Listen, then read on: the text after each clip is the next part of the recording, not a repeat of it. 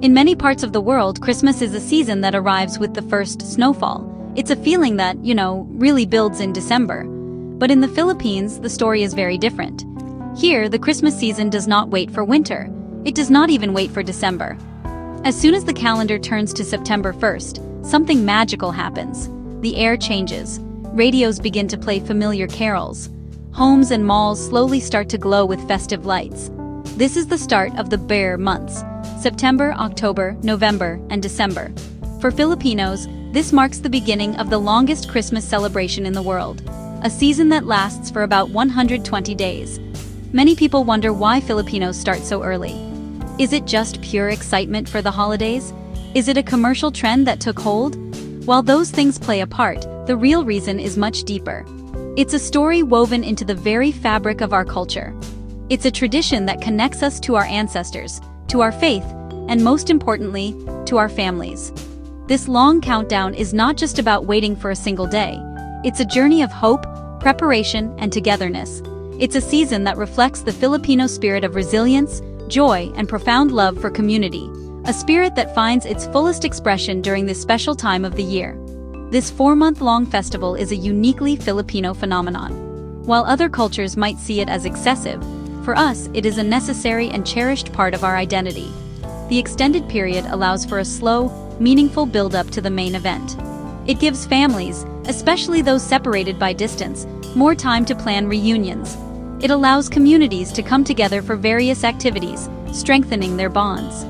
The early start serves as a beacon of hope, a reminder that a time of joy and blessing is just around the corner, especially during challenging times.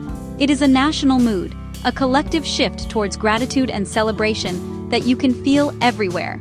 So, as we begin this journey into the heart of the Filipino Christmas, forget what you know about a 12-day celebration. Prepare to enter a world where the spirit of Christmas is not just a day, but a season that spans a third of the year. We will uncover the ancient secrets behind this tradition, hidden in the cycles of the harvest. We will see how faith transformed old customs into new, beautiful rituals. We will hear the stories of families whose love crosses oceans.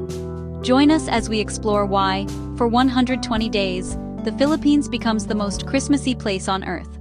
It is a story not just of festivity, but of the Filipino soul itself. Long before the arrival of the Spanish and the introduction of Christianity, our ancestors lived by the rhythm of the land. Their lives were deeply connected to the planting and harvesting of rice, the staple food that sustained their communities. These ancient Filipinos were animists, believing in spirits that inhabited nature, and they held great reverence for the deities who granted them bountiful harvests. When the fields were full and the grains were gathered, it was a time for immense celebration. These were the original Filipino festivals, filled with feasting, music, dancing, and rituals of thanksgiving. The entire village would come together to share their blessings and thank the gods for their generosity. These harvest festivals were not just simple parties. They were profound expressions of community and gratitude. After months of hard work tilling the soil and tending the crops, the successful harvest was a sign of survival and prosperity for the year ahead. Families would prepare special delicacies, and the community would share food, strengthening their bonds of kinship and mutual support. These celebrations often lasted for many days, as there was just so much to be thankful for. The spirit of sharing, of coming together as one, and of offering thanks for blessings received. These were the core values of our pre-colonial ancestors. This deep-seated cultural instinct to celebrate abundance and community did not disappear. The timing of these harvest festivals is also a key piece of the puzzle. In many regions of the Philippines, the main rice harvest season would fall around September and October. This was the time of year when communities were at their wealthiest, with their granaries full. It was a natural period for prolonged celebration and gratitude. This cultural memory, this ingrained habit of associating the latter part of the year with community-wide festivity, became the fertile ground upon which the Christmas traditions we know today would later be planted. The idea of a long festival season was already part of our DNA. So, when we ask why the Filipino Christmas is so long, the first answer lies not in a church, but in the fields. It is rooted in the soil of our homeland and the wisdom of our ancestors. The spirit of the Filipino Christmas, its emphasis on sharing, community gathering, and extended celebration, is an echo of these ancient harvest festivals. It's a continuation of a timeless tradition of giving thanks for the blessings of the year. The long duration is not an invention, but an inheritance. It is the old Filipino way of celebrating life's abundance, now dressed in the beautiful colors of Christmas. When Spanish missionaries arrived in the 16th century, they brought with them a new faith, Catholicism. Their goal was to convert the native population, but they quickly realized that simply imposing foreign beliefs would not be effective. The Filipinos already had rich, deeply ingrained spiritual traditions and community rituals, like the harvest festivals. The missionaries, in their wisdom, chose a path of syncretism, a blending of cultures. Instead of erasing the old ways, they integrated them. They found parallels between the local customs and Catholic teachings, creating a unique and vibrant form of folk Catholicism that continues to define our faith today. One of the most brilliant strategies was aligning the Catholic liturgical calendar with the existing local festival seasons. The missionaries noticed that the period of harvest Thanksgiving, which happened around September, was a time of great spiritual and communal energy. They used this opportunity to introduce the concept of a long preparation for the birth of Christ. The narrative of waiting for a Savior resonated with the local practice of preparing for a grand celebration. So, the beginning of the Bear months became not just a time to celebrate the harvest, but also the start of the Advent season, Filipino style. This marked the birth of the long Christmas countdown. This blending was not a forceful takeover, but a gradual and organic fusion. The Filipinos saw reflections of their own values in the new faith. The Christian emphasis on gratitude, family, and community mirrored the spirit of their harvest festivals. The story of the Holy Family resonated with the deep Filipino reverence for kinship. The missionaries encouraged this connection, allowing local communities to retain their love for music, feasting, and elaborate decorations, but rechanneling it towards the celebration of Christmas. The result was a faith that felt both new and familiar, a religion that spoke the language of the Filipino heart. This process of religious and cultural blending is why the Filipino Christmas feels so distinct from celebrations elsewhere. It is not just a Western import, it is a Filipino creation. The long celebratory period is the most prominent example of this synthesis. The ancient Filipino spirit of a multi-day community festival did not die. It was simply reborn as the 120-day Christmas season. The missionaries provided the religious framework, but the Filipinos provided the soul, the warmth, and the boundless enthusiasm. Our Christmas is a beautiful testament to our history, a story of how an old culture welcomed a new faith and made it completely its own. Among all the traditions that define the Filipino Christmas, none is perhaps more cherished or iconic than Simbang Gabi. The name literally translates to night mass, but it is famously held in the darkness of early dawn. For 9 consecutive days, from December 16th to the 24th, churches across the nation fill up with sleepy but faithful devotees. The tradition dates back to 17th century Spanish colonial rule. The masses were held at this early hour to accommodate the farmers, who needed to be in their fields before the sun became too hot. It was a practical compromise that allowed them to honor their faith without neglecting their livelihood. But Simbang Gabi is more than just a historical accommodation. It has evolved into a profound spiritual sacrifice and a vibrant community event. Waking up before the sun for 9 straight days is a challenge, and completing the novena is seen as a panata, a personal devotion or sacrifice made in petition for a special grace or in thanksgiving for blessings. Many Filipinos believe that if you complete all 9 masses, your heartfelt wish will be granted. This belief infuses the tradition with a deep sense of hope and personal spirituality, making each dawn mass a meaningful step in a personal journey of faith. The atmosphere of Simbang Gabi is electric with community spirit. After the mass, the church grounds transform into a mini festival. The cool morning air fills with the delicious aroma of freshly cooked Filipino delicacies. Vendors sell bibingka, a fluffy rice cake cooked in clay pots with charcoal on top and bottom, and puto bumbong, a purple rice cake steamed in bamboo tubes, served with butter, sugar, and grated coconut. Sharing these warm treats with family and friends after Mass is an integral part of the experience. It is a time for catching up with neighbors and strengthening community ties, turning the church plaza into a place of joyful fellowship. Simbang Gabi perfectly encapsulates the Filipino Christmas spirit. It is a beautiful blend of sacrifice, faith, hope, and community. It is a tradition that connects Filipinos to their agricultural past and their Catholic faith. The act of gathering in the dark and waiting for the light of dawn is a powerful metaphor for the Advent season itself, a period of hopeful waiting for the coming of the light of the world, Jesus Christ. For many, the start of Simbang Gabi signals that Christmas is truly here. It is the spiritual heart of the season, a beloved tradition that binds families and communities together in shared devotion and joyful anticipation. As the Christmas season progresses, two beloved traditions take center stage: the giving of aguinaldo and the grand feast of Noche Buena. The aguinaldo, a Spanish term for a Christmas gift, is really a cornerstone of the Filipino celebration.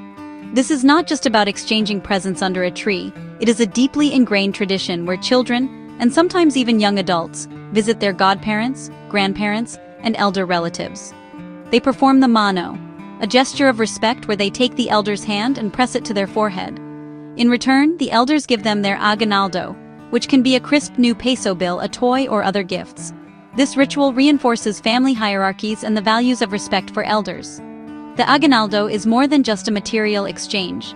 It is a beautiful expression of the Filipino value of sharing one's blessings. The act of giving is seen as a way to pass on good fortune and love. For the elders, it is a moment of pride and joy to be able to provide for the younger generation. For the children, it is an exciting adventure, a treasure hunt that takes them from one relative's house to another, strengthening familial bonds along the way. This tradition highlights the communal nature of family in the Philippines, where the responsibility of nurturing a child is shared among a wide network of relatives and godparents, or ninongs and ninangs. The climax of the 120-day celebration happens on Christmas Eve with the Noche Buena, which translates to the good night. After attending the final Simbang Gabi, the Misa de Gallo, or Mass of the Rooster, families rush home to a grand midnight feast. The Noche Buena table is a sight to behold, laden with special dishes that are often prepared only once a year. The centerpiece is often a Christmas ham glazed with pineapple sauce alongside queso de bola, a ball of Edam cheese, and a variety of pasta dishes, salads, and rice. Desserts like fruit salad, leche flan, and different types of rice cakes complete the magnificent spread. The Noche Buena is the heart of the Filipino family Christmas. It is a time when everyone, from the youngest child to the oldest grandparent, gathers around one table.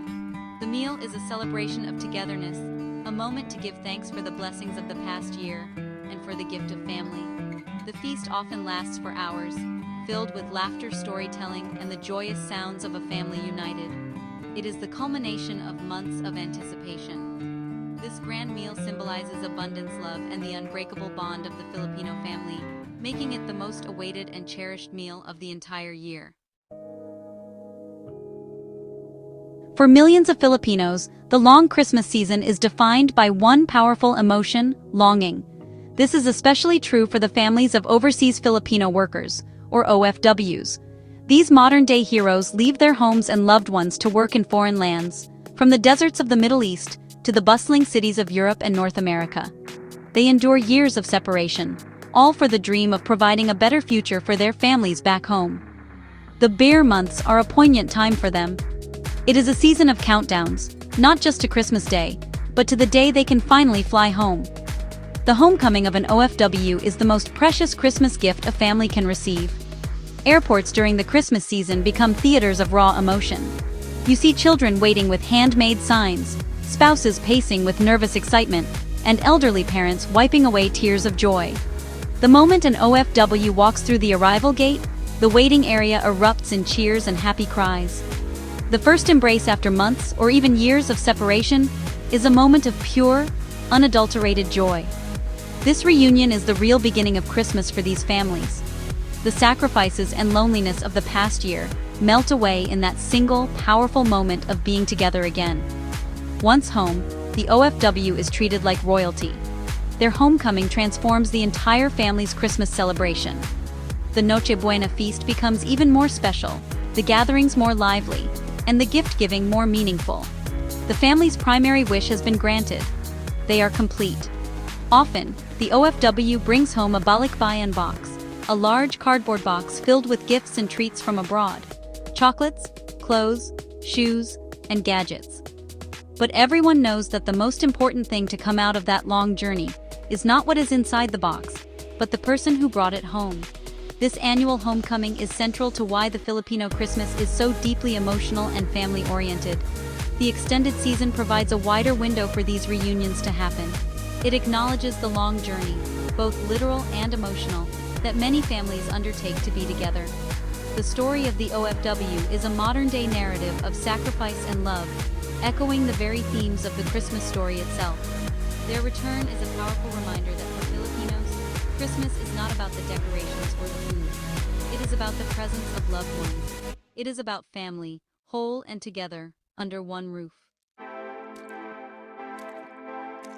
To truly understand the heart of the 120-day Christmas, we must listen to the voices of the people who live it. For many, it is a season of profound nostalgia and comfort. The moment I hear Jose Mari Chan on the radio on September 1st, I feel a sense of calm, says Elena, a 45-year-old mother from Manila. It's like a promise that no matter how hard the year has been, a happy ending is coming. It reminds me of my childhood, of my mother putting up the tree.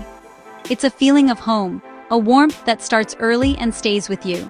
It's not just a holiday, it's a mood, a national feeling of hope that we all share. For younger Filipinos, the long season is a buildup of excitement and a time for bonding. Marco, a university student, shares, "For us, the Burr months mean planning. We plan our class parties, our gift exchanges with friends, and our family reunions. It gives us something to look forward to." My cousins and I start a group chat in September just to plan what songs we will sing for caroling and what food we'll bring to our grandmother's house for Noche Buena. The long wait makes the final celebration even more special. It's like watching your favorite movie. You enjoy the whole story, not just the ending. The perspective of an OFW, however, adds a layer of deep poignancy. Every Burr month that I am abroad is a mix of sadness and excitement, says Rico, a nurse working in the United Kingdom. Sadness, because I am missing the beginnings of the celebration back home. The first parole, the start of Simbang Gabi. But excitement because it means I am one day closer to my flight home. When I talk to my kids on video call and see the decorations behind them, it fuels me to finish my work strong. That long season is my motivation. It represents the family I am working hard for. For me, the 120 days of Christmas mean 120 days closer to hugging my children. These personal stories reveal that the long Filipino Christmas is not a monolithic experience. It means different things to different people, yet it is woven together by common threads of hope, family, and tradition. It is a psychological comfort, a social calendar, and a beacon for those far from home. It is a collective sigh of relief and a shared journey towards the most important celebration of the year. As one grandmother, Lola Faye, puts it simply, why do we celebrate for so long? Because we have so much to be thankful for. We have family, we have faith. Why rush something so beautiful? A longer celebration means more time to love. The Filipino Christmas landscape is illuminated by its own unique and beautiful symbols, foremost among them being the parol. The parol is a star-shaped lantern. Its name derived from the Spanish word farol, meaning lantern. But it is so much more than just a decoration. The parol represents the Star of Bethlehem, the celestial guide that led the three wise men to the manger where the baby Jesus was born. Traditionally made from bamboo sticks and colorful Japanese paper or cellophane, the classic parol has a five-pointed star shape with two tails at the bottom, representing the rays of the star. The tradition of the parol is deeply connected with the practice of Simbang Gabi. In the past, when there was no electricity, people would light these star lanterns to guide their way to the dawn masses. They would hang them outside their homes to light the path for their neighbors, transforming the dark, sleeping towns into a constellation of guiding stars. This simple act of lighting the way for others embodies the Filipino spirit of bayanihan, or community cooperation. Today, parols have evolved into dazzling displays of light and artistry, with intricate designs and blinking electronic lights, but their core meaning remains the same. They are a symbol of light, hope, and faith in the darkness. Another essential symbol in every Filipino home during Christmas is the Belen. The word Belen is Spanish for Bethlehem, and it refers to the nativity scene, a depiction of the birth of Jesus. The Belen typically includes figurines of the Holy Family, Mary, Joseph, and the baby Jesus in a manger, the shepherds, the three kings, and various farm animals. Setting up the Belen is a cherished family activity, often done at the beginning of the Burr months. It is the spiritual centerpiece of the home's Christmas decorations, a constant and tangible reminder of the reason for the season. Unlike the more commercialized Santa Claus or Christmas tree, the belen holds a purely religious significance. It brings the story of the Nativity directly into the living room, making it personal and accessible. Families, especially children, learn the story of Christmas by looking at the belen. Some communities even hold contests for the most creative and elaborate belen displays, using indigenous materials like bamboo, shells, and dried leaves. Both the parole and the belen are more than just decorations. They are expressions of faith and hope. They light up Filipino homes and hearts, serving as powerful symbols that guide the faithful through the long season of waiting and celebrating. As Christmas draws nearer, the streets of the Philippines come alive with a unique and heartwarming sound, the sound of children caroling. This is not the polished performance of a church choir. This is caroling, Filipino style. Groups of children, armed with handmade instruments, tambourines made from flattened bottle caps strung on a wire, drums made from empty milk cans, and maracas made from a tin can filled with pebbles, go from house to house. They sing a mix of classic English carols and lively Tagalog Christmas songs like Ang Pasko ay Sumapit, or Christmas is Here. Their voices may not always be in perfect tune, but their enthusiasm is infectious. The tradition of caroling is a lesson in creativity and resourcefulness. Using recycled materials to create instruments is a common sight, showcasing the Filipino ability to make something joyful out of simple things. After singing a song or two, the children will shout in unison, "Namamasko po!" which is a respectful way of asking for a Christmas gift or aguinaldo. Homeowners happily give them a few coins, and the children go on their merry way to the next house. This tradition is more than just a way for kids to earn a little pocket money.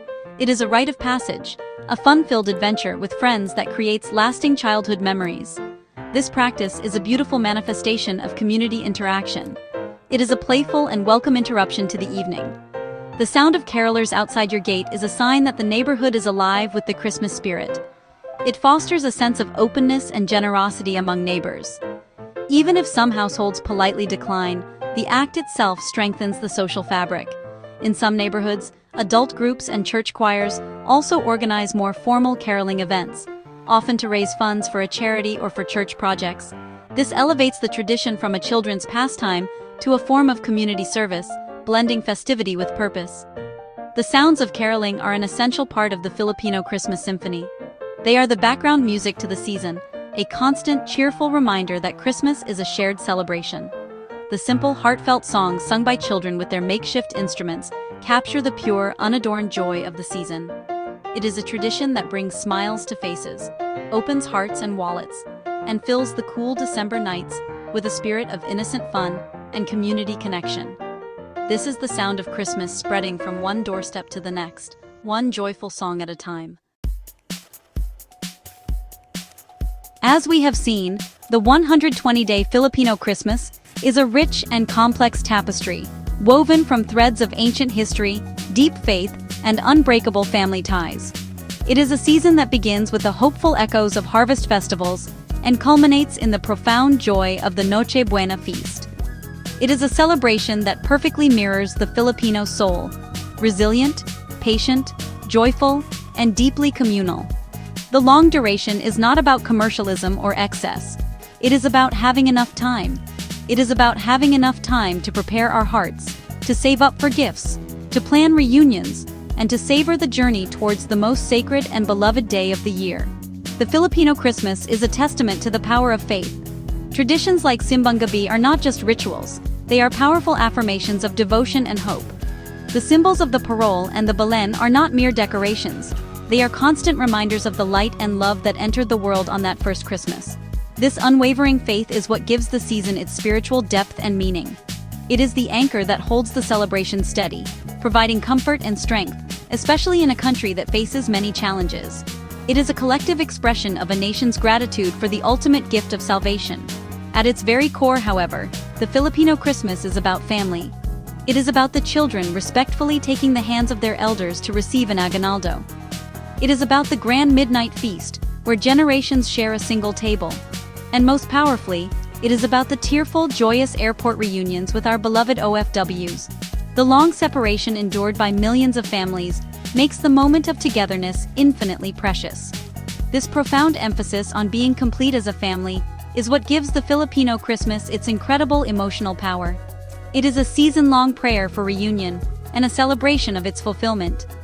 Ultimately, the longest Christmas in the world is a reflection of the Filipino spirit of resilience.